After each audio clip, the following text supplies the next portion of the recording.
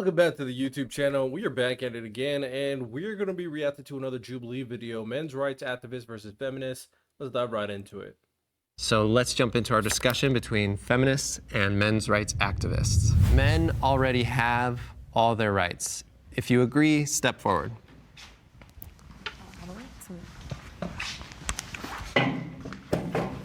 Men already have all their rights. That's an interesting question. Men have all their rights. No, I wouldn't say so. I'm trying to think of an example to articulate the point that I'm going to be making. But there are times where men obviously are seen, because of the current perception of men being a stronger individual, that they won't get the same benefit of the doubt to be a little bit more not as dangerous, right? Not as threatening. You know, if you got to choose between a woman and a man, you're going to innate bias choose the woman. So that one's a little iffy, but the real example I want to bring to the table is when it comes to children.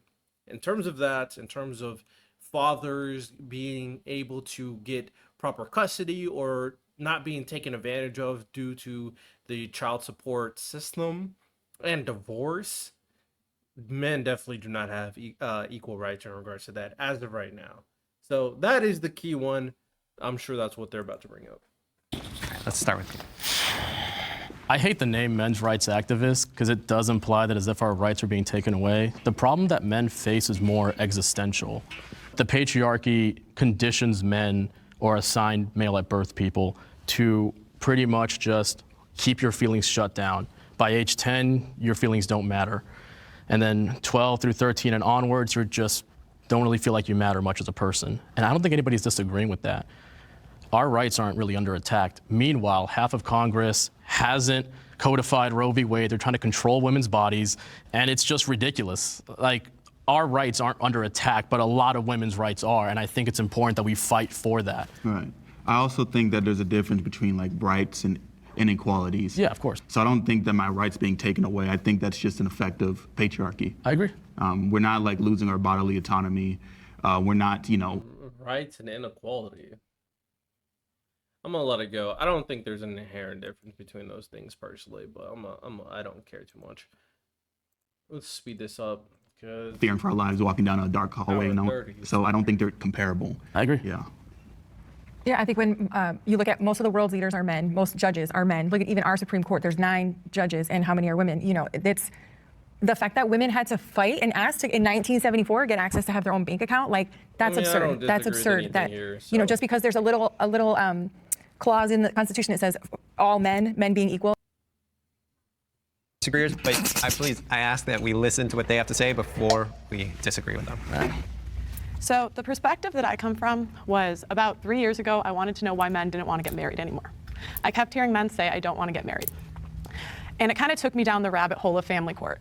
I started interviewing men that had been what's called divorced. Man, Pearl used to be solid, then she became a lunatic. That's so unfortunate. Great. And I kept finding guy after guy after guy that lived a couple miles from his kids and could not see them. It goes back to men should have access to their children. It's 50% their DNA.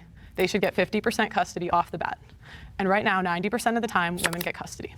The question was, do men have all of their rights? About 80% of the time, they get custody. I mean, yeah, this is How can I say that they have all of their rights when I'm finding guy after guy after guy that is devastated he can't talk to his children? I had one guy who the woman got custody, and she ended up taking the kid to a different country, and now his kid doesn't speak his same language. He spent $300,000 trying to get that kid back. I want to look at women's stories as to why they don't want to get married. And I could go interview 1,000 women. You're looking for these kinds of men. What she's discussing are individual and yes, tragic cases, and we can acknowledge that, but what we're discussing is a systemic issue. On aggregate, men and women after divorce, women see a 27% decline in the reduction of their income. They're more likely to be. We need to stop doing this, but what about women? Or what about X, Y, and Z? What about the opposite side? Let's acknowledge that when it comes to men and their perception, they're not treated nearly as favorably as the woman, as the mother. That's just a fact. That's true. Now, of course, there's nuance. There's terrible fathers and there's terrible mothers. But we want to make that a little bit more 50-50. poverty, and they're less likely Because to get of remarried. If you go around the world, there are countries that have male-only conscription, countries that have higher pension ages for men. Countries like the US and Canada have certain welfare programs that men are excluded from, domestic violence laws, homeless laws. There are many cases where men do not have access to the same public welfare programs, tax-paid programs. And if you look at something like the draft in the US, people say, well, that's outdated, it doesn't happen anymore. But many countries in the world, included some that are considered like very first world progressive feminist countries, Austria, Finland, Switzerland, they have male-only conscription, and many countries have higher pension ages for men. So there are many examples of countries that have laws that directly discriminate against men. So do we have all the rights? I mean, no, we don't. In the US, I had to volunteer, well, not really volunteer, I wasn't given a choice, but I had to register for the draft. So that's a small example, but it's, you know, one that still goes on today. Going back to the family court thing, because we want to talk about traditional relationships, and that's how it should be. The mom should stay home with the kids, and the dad is the provider and all that. But then when it comes to the family court, we want to be like, oh, dads need 50% custody, but you don't even know your kid. You've been off providing all this time, and the only reason now you want 50% custody is because that's the only thing that still connects you to the woman, or whatever up reason. That's a horrible point. That is a terrible point. To say that the dad only wants custody of his kid, or to even suggest that he doesn't deserve custody because he's working all the, that's a horrible point. But it has nothing to do with the children at heart. It has to do with, I'm their father, I deserve 50% custody. But where were you the first 10, 15 years that we were raising the kids? I'm not denying that they need their mothers or their fathers more. Men and women complement each other. That is what I'm saying. Some men are more masculine, some women are more feminine. My girlfriend's more feminine, I'm more masculine. We go very well together because our values align. What is feminine? No, but hold on. What is feminine to me? She wants to take care of children. She wants to. So that's feminine. To me, it is. To me, it is. That is what I want in a woman. You can only speak from. I can name you the stats, but I'm talking about me. I'm talking as a person. Name the stats. So what about the stats where all the fathers who leave and don't pay child support? Isn't that far more common than these men who are on or the men who do get the fighting rights for custody, which they only do 50% less than women do? When men want But again, I'm gonna let it go. I can't primary keep custody, repeating they only file the appropriate paperwork 40% of the time. Women do it over 80% of the time, and then they complain that they're not courts don't give you something that you're not asking for. Period. So what are you saying? Men choose not to support their families. They waive responsibility. Far more Many times. That's very they sexist to say that. To assume that fathers don't care about their kids. No, then why aren't they actively fighting for their kids? They are. It wouldn't be an issue if it didn't happen. It's an issue for a reason. There are lawyers that specialize in this. They wouldn't have a business if it didn't happen. I know at least for you and possibly for Pearl, you guys want to reaffirm traditional masculine roles, which does not assume that men are the nurturing ones. And if that's going to be the case, then you're going to continue to run into the problem where men aren't going to get custody because women are going to be seen as the nurturing gender. It's a self-fulfilling prophecy. So if you don't want that to be the case, then it makes sense to stand with feminists and want to dismantle those sorts of norms. That's not even a good remark. Just because the woman's more nurturing doesn't necessarily mean that she deserves the kids. Wait, what? What? Like the guy said, both are needed for a stable household. Both are needed. Both. The nurturing aspect, but also the strict providing aspect. Because the mother won't be as nurturing if she's a single mother, when she starts working. It's hard to be as nurturing. And the guy won't be as strict and all that stuff if he has to take care of the kid more consistently by himself. Like, there's a lot of factors that play into it. A lot of these blanketed statements are stupid and ignorant, to be honest. And expectations around what it means to be a man and what it means to be a woman. I would say it should be 50-50 custody off the bat. Women experience more sexism than men. If you agree, please step forward. 100%. Women 100% experience more sexism. We don't even have to. That shouldn't even be. No, I don't know about like more, but I'm coming at this from like the point of view of like what's more dangerous. I'm saying Exactly. Like more. misandry, men's feelings I'm get hurt, saying but when it comes to more. misogyny and like sexism, Yeah. women get hurt, killed. Sexism. So when I think Sexism of is a more, I'm not negative thinking word. like, oh, they face more sexism. Yeah. Like, is the sexism like hurting you? No, the same way. I was looking at it when I heard sexism. I just heard safety. Yeah. That was the way I was approaching it. The topic was basically men experience sexism. I don't think anybody would disagree with that. I think the topic was just more sexism, like you said. Just simple things, just as like a man maybe just 10 feet behind you at night. There are certain thoughts that just run into your head.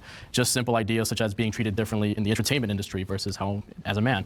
When I hear sexism, again, like you said, I view it more as just danger. Yeah. You know what I mean? Like for men, me facing sexism, you said my feelings might get hurt, but I'm not gonna fear for my life. You know what I mean? As opposed to women, I think they genuinely do fear for their lives more, and I think we should work towards making a safe society for everybody. Right. And I think that that's ultimately, what's important. Aside from safety, any other examples? Yeah, I mean, I think when most people in power are men, and then they can abuse that power by, like, the common joke of, oh, she slept her way to the top. Like, that wouldn't be such a common joke if it weren't for women being sexualized and experiencing sexism so common that it's just a regular joke that we all just accept and just go with, ah, ha, ha, ha, she slept her way to the top.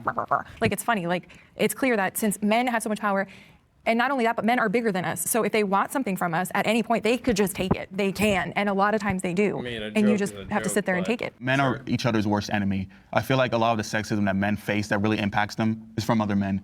Men make fun of each other for like getting assaulted. Facts. Men make fun of each other for like not getting the girl. Men, like, these are things that if men really wanted, if these men's right activists really wanted to change this notion, they would be treating their fellow man better. No, I mean, but they're ridiculing them for not being masculine enough. 100%. I was going to say, just, I agree with everything you're saying. Like you said earlier, men shoot themselves in the foot. Yes. And I believe someone said earlier that men, when they talk about the loneliness epidemic, it's only about ever getting the girl, but it's never about friends. About camaraderie with fellow. Exactly. No, yeah. What is it? Like, one of the things that I think that you really touched on it, men shoot themselves in the foot often. There's just this idea that it's the same way you see poor people attacking other poor people because they're not getting paid enough. Men will attack other men because it threatens their masculinity or because they're insecure in it. When again, I'm not like a broken record player here. It's not a real concept. Masculinity is not a real concept. Femininity is not a real concept. These are just things that just hold us back. That's false. You're saying things that are just not true. Masculinity and femininity are 100% real concepts. We can live in reality and also find solutions. I hate when people do this. They want to be like these nuanced thinkers and try to come up with a new prescription on how things should and should not be without facing the actuality of things that are currently existing in society. Masculinity exists.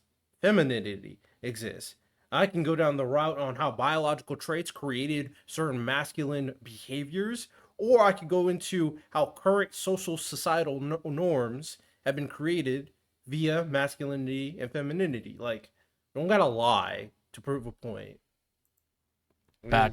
And like you said, ridiculous. It halts us from really truly like feeling heard, getting our feelings out there, and like experiencing more empathy. We need to, again, destroy the system, destroy the patriarchy, and come up with a system that has empathy for everybody, because it just doesn't. I think what's important to recognize is that misandry is not a systemic issue. It's not ingrained in us. To the extent that there is like rhetorical misandry of like women saying, I hate all men, it's just like individualized, like, yeah, sure, unhelpful things, but it's not an otherization in the same way that misogyny is. No, I think that the world has been largely constructed through the male and man lens, and in a way that has otherized women, and so misogyny is more endemic to gender relations rather than misandry being sort of like individual outbursts of reacting to that system. No, exactly, 100% agree. Okay, and we're going to bring in our disagreeers, but I do want to say some of the things that you were saying you hear from men's rights activists. I agree, I've heard that online. I haven't heard that from these people in this discussion yet. I think it's just worth clarifying. Let's bring in our disagreeers.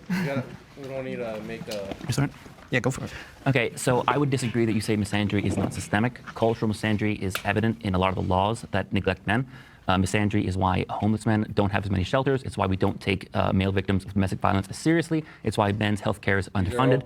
And there's a psychological phenomenon called the women are wonderful effect, where society and people have less empathy for men in a general sense. Now, there may be some nuance there. There could be some negative consequences for women. But overall, we see social welfare programs and laws mostly disfavor men. And even if it's a male politician who supports that law, he's still catering to his voters. And the fact that a male politician makes a decision doesn't resurrect the 19-year-old draftee who was killed in battle. So when you say that misandry isn't a thing, I completely disagree. It's almost become fashionable. Misandry is almost a fashionable trait among the left. And I'm not a right-winger, but I almost feel pushed this way because when I try and talk about men's issues, I get some very sharp reactions from the left. So I just want to respond to that just because it was specifically directed at me. In terms of misandry not being systemic, I agree that those issues exist, but a lot of what you're referring to is just the relationship between men having disadvantages due to like socioeconomic status and comparing that to benevolent misogyny, which does actually otherize women. I hate how when people talk like this, bro. Bro, I get what you're trying to do. Speak English. You're doing too much. I'm not gonna lie. You're doing too much. I understand everything you're saying, but you're doing too much. Speak like a normal person. Because the otherization of women, you're not saying anything. I'm not gonna lie. You're not debunking what he's saying. You're trying to wiggle your way to ensure that there is a innate difference between a woman who's discriminated and a man who's discriminated, but it's the same premise. the scope obviously is different, but you can't say that men who are treated negatively because they're men is due to socioeconomic status. That's just being disingenuous, you know?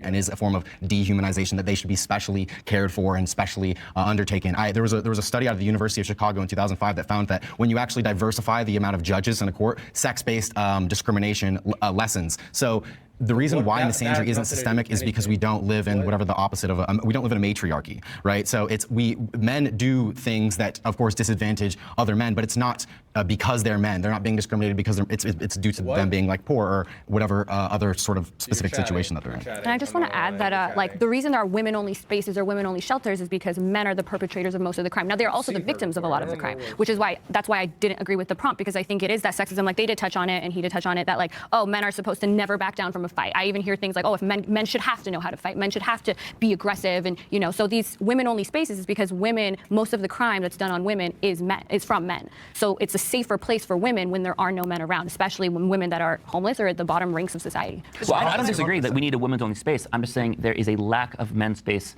available. So there are homeless men and abused men who don't have spaces available. We are not against women's spaces. We're just saying there is a greater need for men's spaces than currently exists. You guys are referring to violence like it belongs to men. Most of, especially serious violence, like most of the women that are getting killed with domestic violence, yes, they are. Women are 1 out of 3 women in the U.S. were victim of domestic violence. Do you have an experience to pull from that you want to share? I've been hit by women before. I've been stabbed. Like I've been hit multiple times by women. Yet I'm a 225-pound guy of muscle and I have 20 years of experience. You know what I did? Nothing. I just took it. But if I were to go to the police, you know who they would remove from the house? Me. My ex-wife, when I was going through a divorce, told me that she lied to the police in order to file the divorce faster because it was taking too much time. Because where I'm from in Canada, it's 1 year. Like they will tell you that you need to be separated for a year so you have a chance to rekindle. But all I'm saying is violence, no matter. I'm not saying that men are not violent. That's not what I'm saying. What I'm saying is I've seen women as violent. It's just that it is not regarded in the same way. Just as you mentioned. Which is the point. No, but men are not taken seriously either. And the point I wanted to bring is to what you said. Because you mentioned that earlier, and correct me if I'm wrong, you were saying that men are not encouraged to speak about their feelings. I would say largely that's true, yeah. Yet you're bringing them down in your conversation. You're saying that being sexist towards a man is not as big of a deal as being towards a woman. So on one point, you're saying that men should be able to show their emotions, to live their emotions, however term you want to use. But in the next sentence, you're saying that the emotion of a man don't matter as much. No, their emotions certainly matter. And I think that you can express like disagreement or even sadness if somebody's being quote unquote misandry. I'm just saying it's not systemic. And that's a matter of fact. I'm saying in the descriptive reality of what misandry is versus what misogyny is, it's not actually systemic. Just right? So I'm having a factual disagreement with what men quote unquote are expressing their feelings, which I don't think the majority of men or even a plurality of men are expressing those sorts of feelings, that misandry is like some big burden on them. Why are more laws against men though? I mean, there's more laws in the US that are disfavored to men than women. Why is that? Like which laws? Like the inconsequential draft? No. Like what laws? Access to certain healthcare programs. Prostate cancer, the biggest killer of non-smoking men, is not covered under the ACA. Okay, women in like half the country don't even have a right to like bodily. But what about women in see, this is, you're not engaging. You're doing the whataboutisms. But women.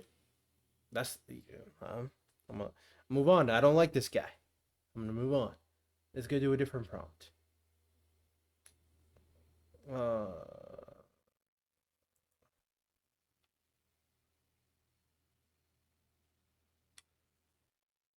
Sexual capital allows them more opportunities. Some could say maybe sexual capital gives them an advantage over men. I mean, yeah, obviously. You in your case, and working with them is all done from your phone without the need to visit any offices. If you've also been a victim of a personal injury or any other serious accidents, you can visit WWN for sponsoring this portion of the episode. Let's get back to it. Women's sexual capital gives them an advantage over men. If you agree, please step forward.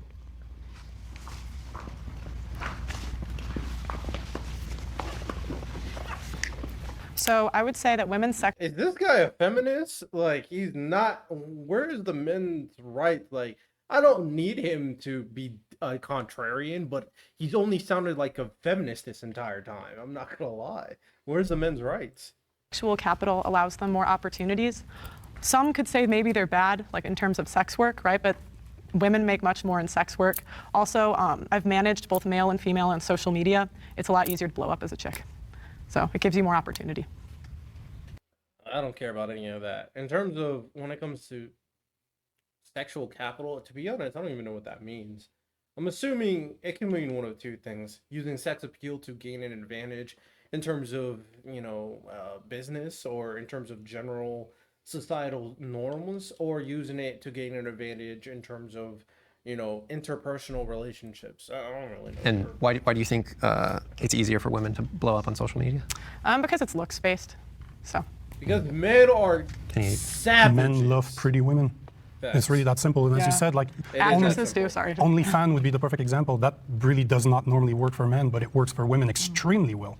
And medical sales, Not only do they love I worked in sales as a sales engineer. I worked in sales for more than a decade, and women tend to do better. I don't necessarily see that as a bad thing either. Because why not take advantage of the traits, the qualities that you were born with? Everybody likes to look at, and I don't think it matters that it's a guy looking at a woman or a woman looking at a guy. They like to look at somebody that looks good. But it does tend to influence men's decision a lot more than it they does like to look at women, period, bro. Yeah, I mean, I think it's true, but it's kind of like, so what? I look at it as one of those facts of life kind of things. It's like, whatever, is what it is. And it's not necessarily a bad thing. That's the thing. It is true. You'll see it wherever you go. Women will get more attention because they look better. But is that bad of a thing? I don't think so. It is the way it is. Just is. It's just the way it is. All right, let's bring in our disagreeers.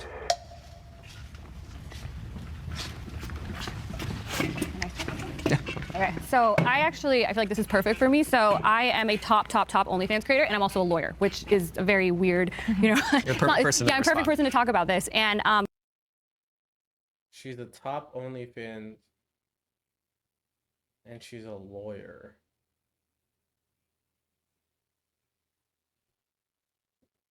No comment. No comment. Yeah, I have a lot of money from doing OnlyFans, but I was always also I've never been more vilified either for using my sexual capital in order to make a living. Whereas when I was a lawyer and all throughout school, I was always hated. I was always just looked at because I had like a more curvy body and everything. So I do think women can capitalize off of their sexual power, but I also think they are also demonized and vilified. And even when they aren't trying to capitalize off of it, people still see them as just that.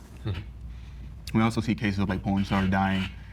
There's I feel like a lot of men. Hey, people, when you go into conversations, realize it's not black and white. Of course, there's negatives. But in terms of scope, in terms of the threshold, in terms of where it's going on the ticker, women have a definite, for the answer to the question, women 100% have an advantage over men. Like, it's not a question. It's not even a conversation. Now we're just debating the debate at this point. Men like to Google at women, like to see them, objectify them, but they don't see them as human. So I don't know. So women might capitalize off of that, but I don't necessarily see that as like net positive for them if they're being vilified for doing something that obviously has a market for it. I just think it's very hypocritical. Why do you find it hypocritical? Because there are men that literally watch this content, that subscribe to these people, and then they demonize the same people they're giving money to. 24/7. Yeah, this is a man's problem, not a woman's problem. Men need to control themselves. And I think if women have a ton of sexual capital, who gave it to us? It's not us. We're not the ones that are just deciding, I'm going to be powerful because I have a body. That's not what's happening. It's men that never learned how to deal with their emotions and their feelings. And I agree these men are horny degenerates, but there's two sides of a coin. The person making the content and the person consuming it. their urges. That wasn't taught to them. The problem with the feminists here is they give no blame to women. It's like all men are just all shitbags and all women are, that's not their fault. It's a patriarchy, bro. Oh no, man. So they don't know how to do that. So now they give women all this sexual capital and then also want to vilify us for it and make us the bad guy for it. But you're the one that's noticing the pretty girls. You're the one that's giving us this. I didn't ask. It's funny because when I'll go with my boyfriend, sometimes I'll go places and I get 5 chicken tenders instead of 4. Or, we go. Buy you a drink or yeah, something. I get 2 drinks. And I come home and I'm like, look what I got. And he's like, that never happens to me. And I'm like, oh, silly. I'm not asking for it. I guess a follow-up, though, that what they might ask or that I'm curious about is, do you think there's like that's just a sort of natural pattern or order to how men and women operate? Or do you feel like that's conditioned? I think it's conditioned because it is so refreshing and welcome and amazing when I meet a man who does not treat me that way. They do not treat me like a sexual object. They treat me like a person. They talk to me like a person. They give me what I paid for. I get my item and I leave. And there's no weird did I owe him anything? Did he? Can I respond to that? In my personal experience, men only talk to women they want to sleep with. Yeah. In my personal experience, Bro, this guy's not a fucking men's right activist. He just does all the feminist talking points. Talk to women that you just want to sleep with. Now, I'm gonna speak as a man.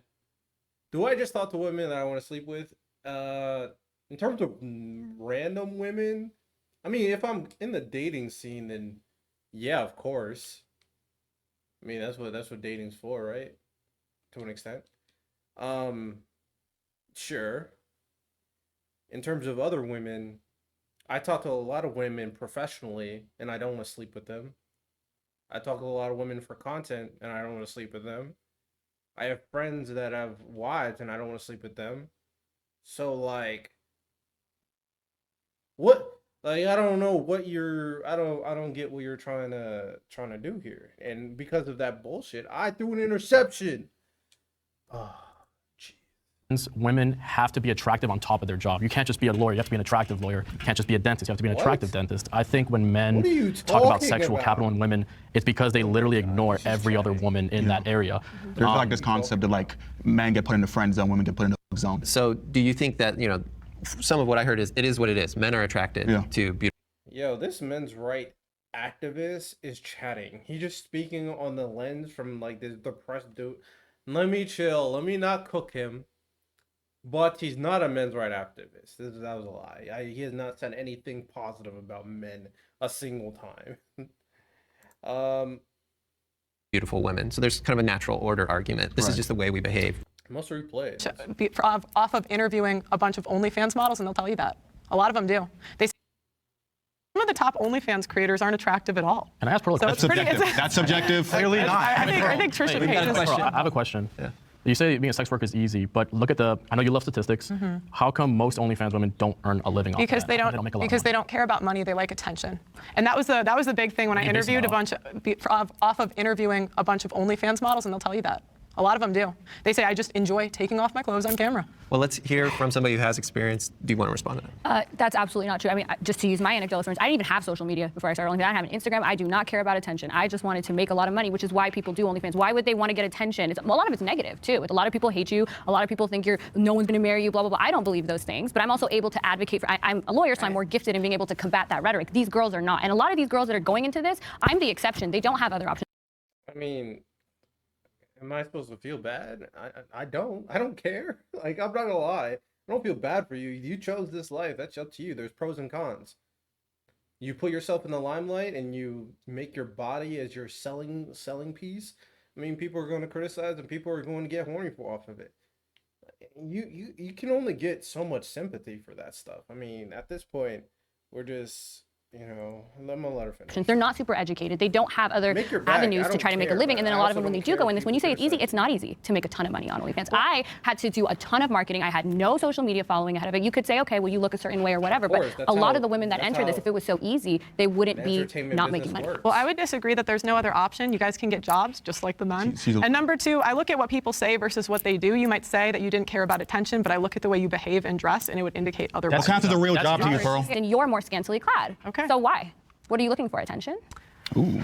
Okay, let's not do personal attacks. It's not really going to work out for us. Let's move on. There's a new episode of Radical Empathy out now. I had an interview with a OnlyFans star who is also a virgin. Go listen to it after you watch this episode of Middle Ground. Feminism is trying to remove masculinity from society. If you agree, please step forward.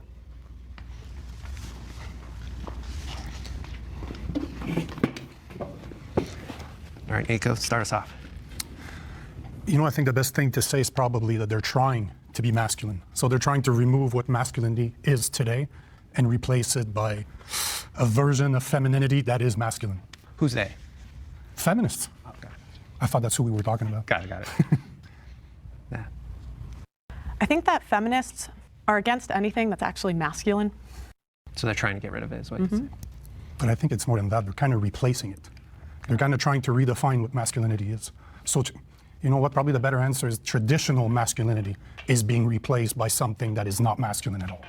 Well, and the question is, how do you raise masculine men? You need fathers in the home to teach them it. And feminism have given incentives to take the father out of the home. And do you want to give us a few examples before we pull these guys in? Well, what percent of men actually get custody of their children? It's 50% of their DNA. Why don't they get 50% custody?